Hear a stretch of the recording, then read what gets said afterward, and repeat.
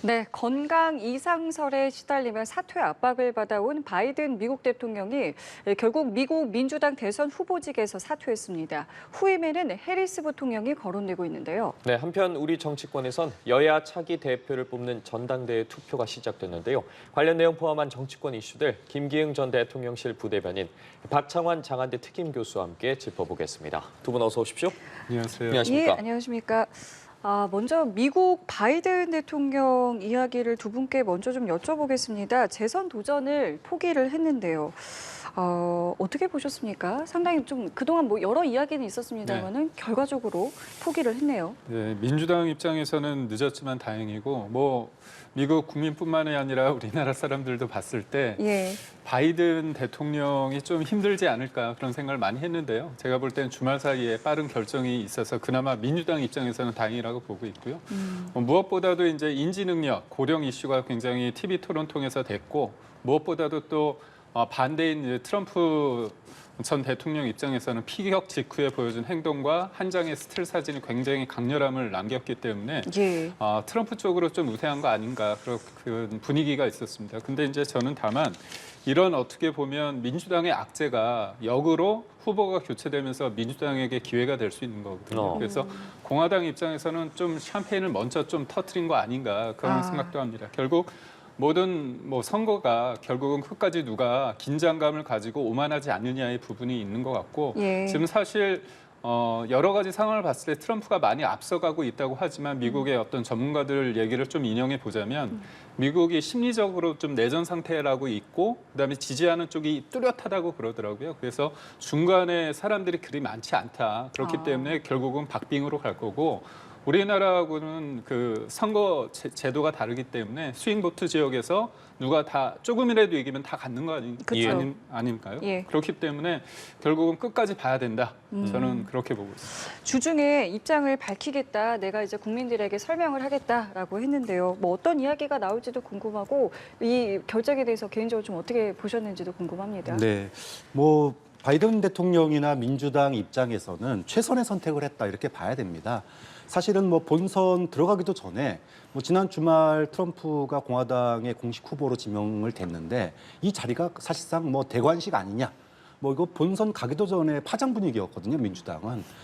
이런 상황에서 그 원인 중에 하나가 핵심적인 이유가 앞서서 말씀하셨듯이 바이든 대통령의 이 고령, 인지 문제 논란이었습니다. 건강 문제이기 때문에 이 부분에 대해서 어떻게 손쓸 어떤 방법이 없는 상황이에요.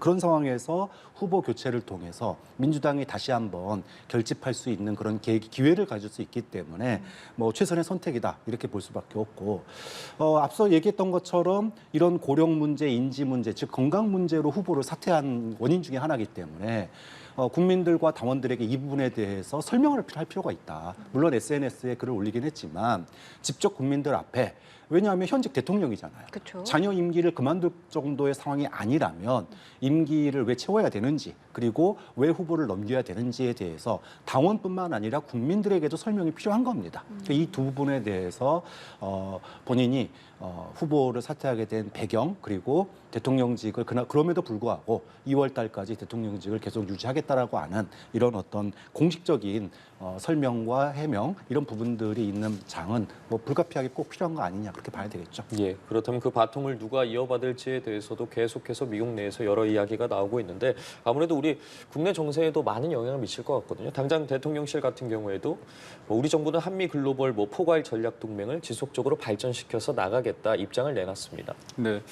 우리 정부 입장에서는 바이든과 지금 한 4년째 같이 호흡을 맞춰오기 때문에 해리스 부통령이 대통령이 된다고 한다면 큰 변화는 없을 것 같습니다. 그렇기 때문에 저희 입장에서는 플랜 B, 트럼프 전 대통령이 다시 대통령이 됐을 때의 상황을 좀 고려해서 여러 가지 경제적이고 외교적인 부분에 대해서 하나하나 준비를 해야 되는데요. 아무래도 트럼프 전 대통령 미국의 어떤 아메리칸 퍼스트, 그다음에 메이크 아메리칸 그레이트 어게인 해서 굉장히 노골적으로 미국 중심주의 아닙니까? 그리고 고립주의이기 때문에 우선적으로 생각되는 게 우리 기업들이 보조금 때문에 반도체와 배터리 많이 투자를 하고 있지 않습니까? 그 예. 부분에 대해서 좀 여러 가지 조금 생각이 많을 것 같고요. 무엇보다도 이제 관세를 일률적으로 10% 정도, 10%로 다 올린다고 그러더라고요.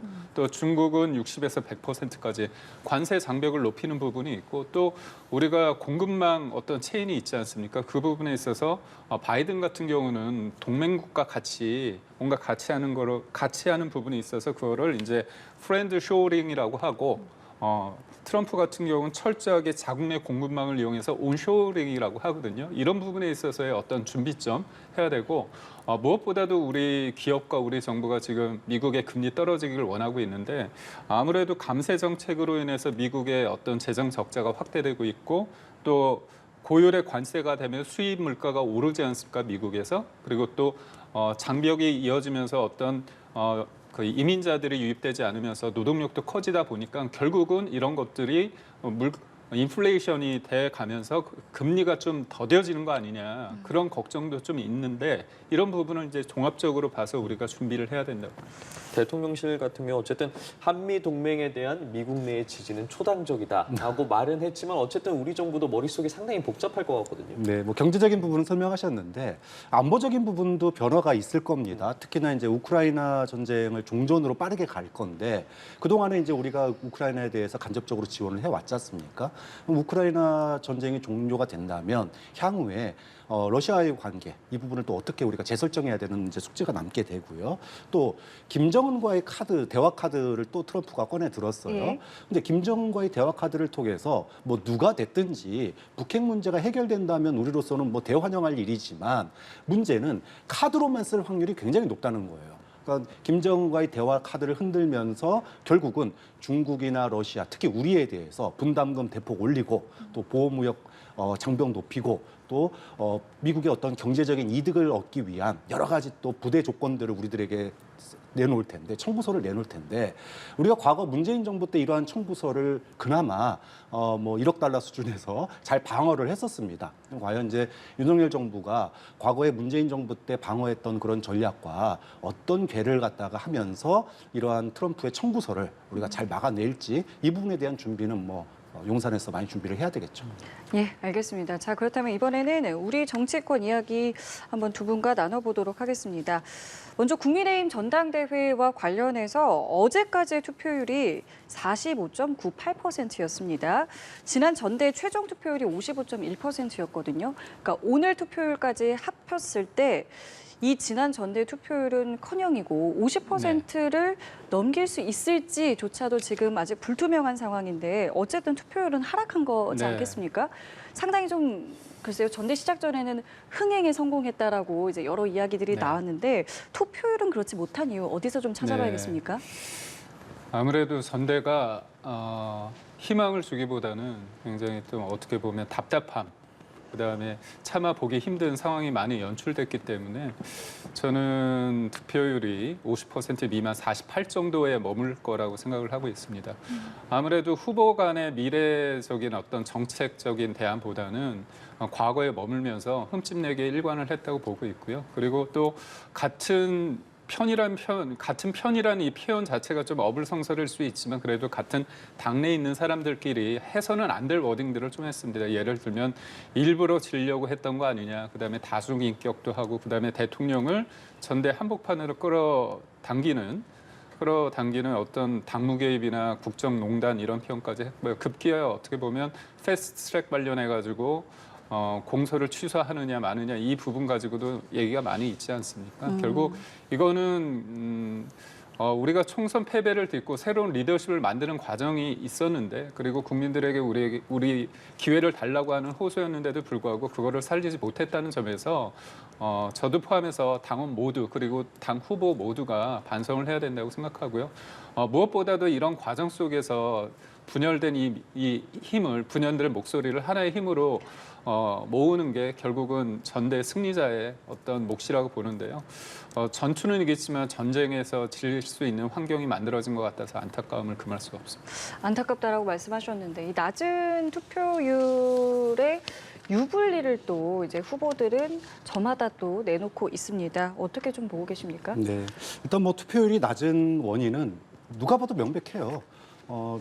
총선 패배 이후의 전대입니다. 그러면 자성과 반성, 어떤 혁신 이런 얘기가 사실은 나와야 정상인데 누가 보더라도 이건 권력 싸움 내분이었어요. 그렇기 때문에 국민들이 특히 당원들이 실망을 할 수밖에 없다. 이건 너무 당연한 얘기고요. 그러면은 낮은 투표율이 누구에게 유리할까, 불리할까? 많은 사람들이 한동훈 후보에게 조금 불리한 거 아니냐라고 얘기를 합니다. 그 이유는 이제까지 다른 후보들이 한동훈 후보를 공격했던 거는 하나도 안 먹혔어요. 뭐 김여사 문자도 그렇고 가족 색깔론도 그렇고 댓글팀 논란도 그렇고 어떠한 것도 한동훈 후보의 지지율에 변화를 못 미쳤습니다. 그런데 마지막 변수 이 공소 취소 청탁 논란 이거는 한 후보가 스스로 제기한 거거든요. 그런데 이게 뭘로 이어졌냐 하면은 한동훈 후보의 정치력, 정무감각 이런 거예요. 그러다 보니까 이런 부분들이 만약에 투표율이 낮아질 경우에 소위 결집력이 높은 부분이 좀 더 유리한 거 아니겠습니까? 만약에 예상으로는 사실 며칠 전만 하더라도 결선까지 안 갈 거다라고 하는 전망이 우세했는데 만약 결선을 가게 되는 결과가 나온다면 그 아슬아슬한 그 근소한 차이가 결국은 이번 공소 취소 청탁 논란 이것이 결국은 거기서 영향을 미치지 않겠느냐 이렇게 볼 정도로 어쨌든 투표율이 낮은 게 한동훈 후보에게 그렇게 유리한 상황만은 아닌 것 같다. 그럼에도 불구하고 커다란 뭐 대세를 흔들 만한 차이는 아니지만 이 50% 넘냐 안 넘냐로 사실은 결선 가느냐 안 가느냐 가르치는 거 아니겠습니까? 이 근소한 차이가 큰 차이를 만들어낼 수 있기 때문에 이 부분은 뭐 결과를 지켜봐야 될 것 같습니다. 예, 최종 투표율이 어떻게 될지 궁금해지는데 나경원 후보 같은 경우에 지금 두 분께서 어쨌든 패스트트랙 뭐 공소 취하 관련해서 말씀해 주셨으니까 오늘 일정을 살펴보니까 재판에 연루된 일부 전현직 의원들과 만찬 회동을 갖더라고요.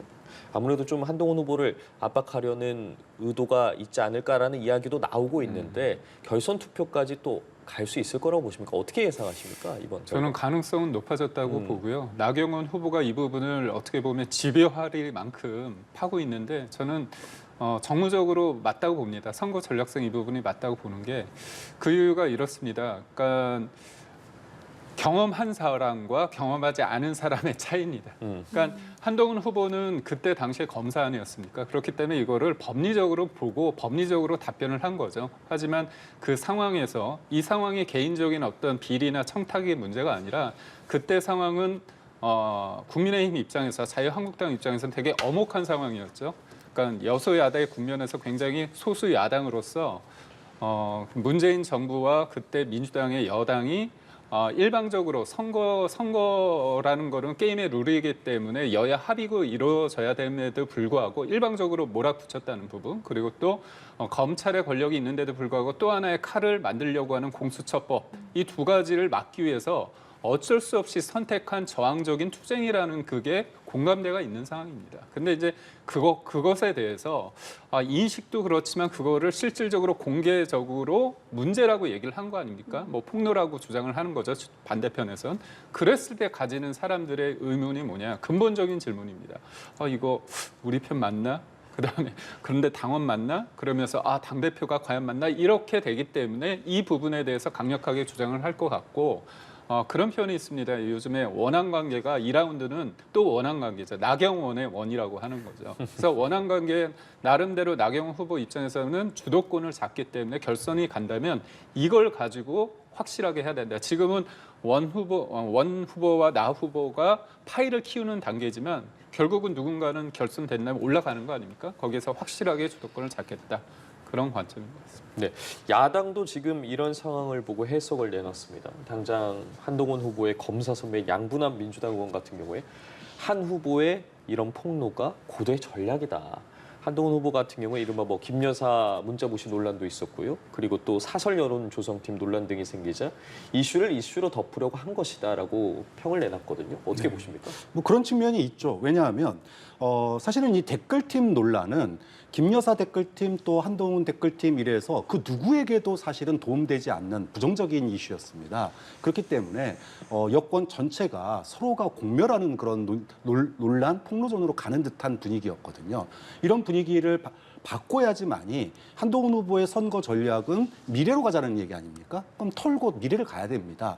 그런데 지금 이 청탁 그 논란 같은 경우에는 플러스 측면도 있고 마이너스 측면도 있어요. 마이너스 측면은 지금 다른 후보들이 얘기하는 것처럼 한동훈 후보 도대체 당신 어느 편입니까? 소위 진영의 보수 편 맞습니까? 뭐 이런 정도의 리스크가 있는 거예요. 반면에 플러스 측면을 본다면은 공정, 그다음에 법치 이런 부분에서 나는 공직에 가더라도 법무부 장관으로서 또는 당 대표로서 또는 미래의 대통령 후보로서 나는 법치와 공정이라고 하는 데서 벗어나지 않을 거다. 그런 이미지를 갖다가 소위 중도 확장성을 갖는 데는 굉장히 큰 도움이 될 수 있어요.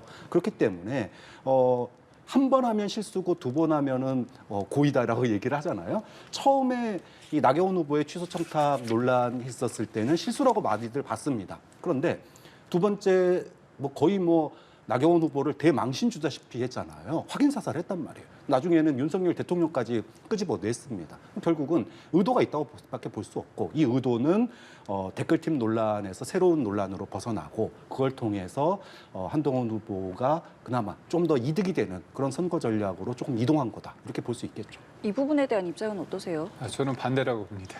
뭐냐면 예. 한동훈 후보의 장점이 많습니다. 그럼에도 불구하고 좀 안타까운 게 제가 볼 때 1등 주자로서의 어떤 폼이 좀 여유가 없다는 측면이거든요. 그러니까 이재명 대표의 그 소위 말해서 구속영장 기각에 대해서 문제를 계속 집요하게 풀었을 때 그거에 대해서 나름대로 준비한 멘트긴 한데 본인이 아차 싶어서 그렇게 얘기했다고 후회했지만 그 워딩을 한 다음에 말을 한 다음에 빽불 때 뭐라고 얘기했냐면 문제 제기를 다른 사람이 하면 검증인데 내가 하면 내부 총질이냐 그런 얘기를 했거든요.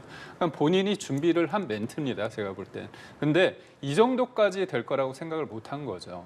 그래서 제가 볼 때는 아직까지는 이런 부분에 있어서는 장점이 여럿 있지만 아직까지는 검사식의 논리와 접근 방법이 있다. 이건 정치인으로서 가져야 되는 거고 이 정치인으로서 갖는 것들은 누가 알려주는 게 아니거든요. 여러 가지 경험을 통해서 쌓이는 면이 없지 않아 있다고 봅니다. 그런 관점에서 볼 때 이거는 정무적인 판단보다는 본인이 이렇게 해서 내가 이 논리적으로 이길 수 있다. 내가 맞기 때문에 했다고 하는데 물론 맞습니다.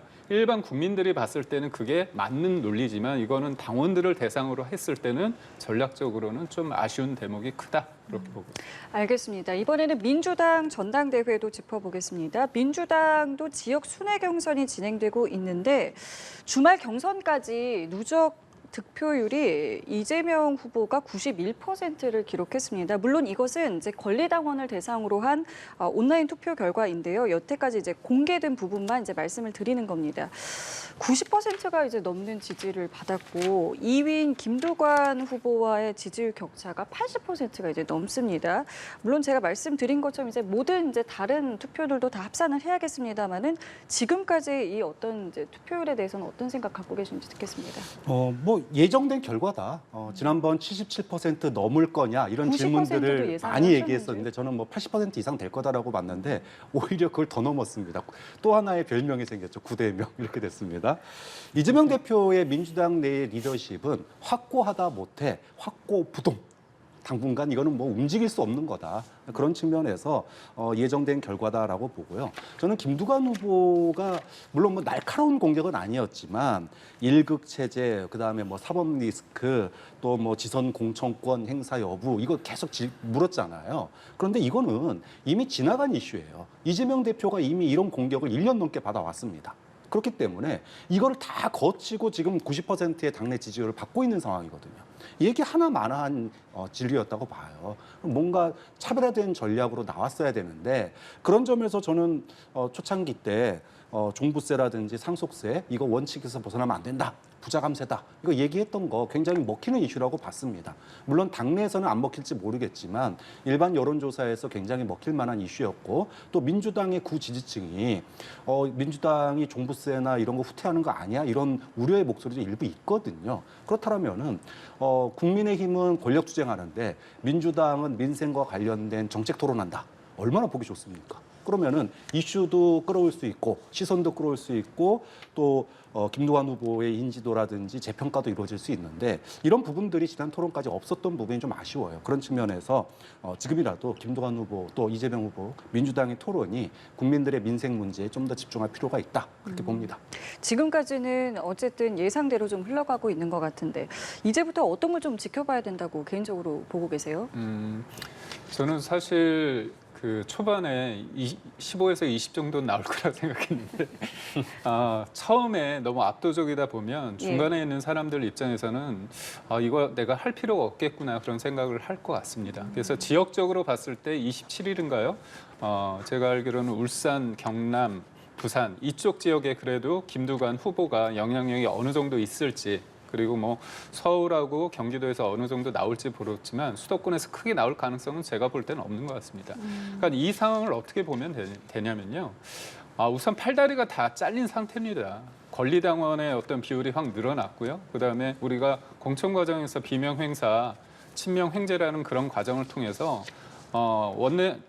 지역 당협위원장이 있고 그다음에 또 배지들 국회의원들이 있지 않습니까? 예. 다 친명계 아닙니까? 그렇기 때문에 한계가 명확하고 저는 도리어 하나 좀 재밌게 보는 게 정봉주 후보가 1위를 예. 어느 정도 할지 압도적으로 할지 그 부분입니다. 최고위원에서요? 네, 맞습니다. 최고위원 포인트인데 이게 왜 그러냐면 정봉주 의원만이 좀 전략이 달라요. 나머지 최고위원 후보들은 용비어 첨가거든요.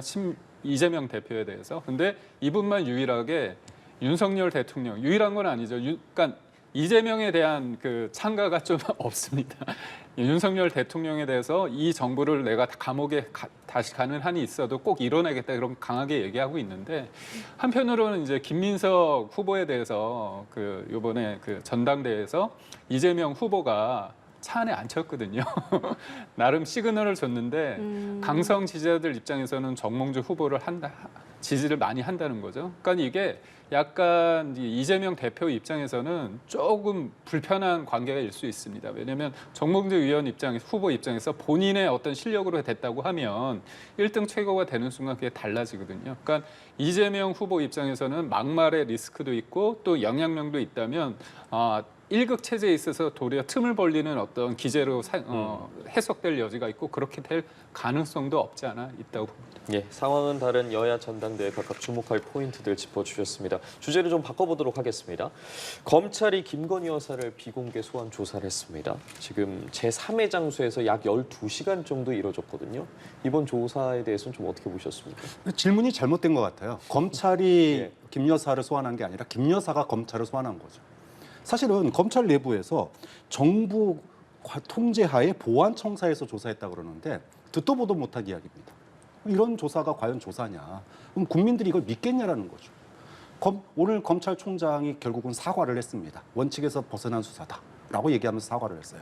자, 검찰총장도 인정하지 못할 사과를 해야 될 정도의 수사를 갖다가 왜 했냐? 결국은 검찰이 부른 게 아니라 김 여사가 부른 거 아니냐? 지난번에 검찰총장 패싱 인사, 검찰 인사 있을 때 논란이 됐었는데 결국은 서울중앙지검장 그리고 처장들 바꿀 때 이렇게 물타기 소위 면죄부 수사를 하기 위해서 인사한 거 아니냐라는 게 이번에 검찰총장 패싱에서 또 한 번 드러났다. 결국은 왜 특검이 필요한지를 보여준 제3지대 조사였다. 이렇게 볼 수밖에 없는 거죠.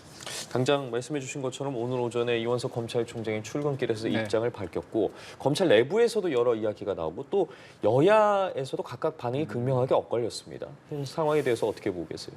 이게 사실 어떤 사안을 볼 때 전례라는 걸 좀 살펴볼 필요가 있습니다. 이게 굉장히 예외적인 상황인지 아니면 예전의 사례에 비춰볼 때 이게 국민들이 납득할 만한 상황인지를 봐야 되는데 현직 대통령의 배우자가 수사를 받는 게 처음입니다. 그리고 서면 조사도 있지만 직접 대면 조사를 했다는 거고요. 제3의 장소가 그럼 예전에는 그런 케이스가 있었느냐 했을 때 노무현 전 대통령의 배우자 권양숙 여사 같은 경우는 대검에서 수사를 하고 있었지만 그때 박연차 게이트 관련해서요 68억 원에 관련돼서 문제가 있었는데 그쪽 부분은 그 관련해서 일정 부분 관여를 했다는 것 때문에 대검에서 수사를 했고요.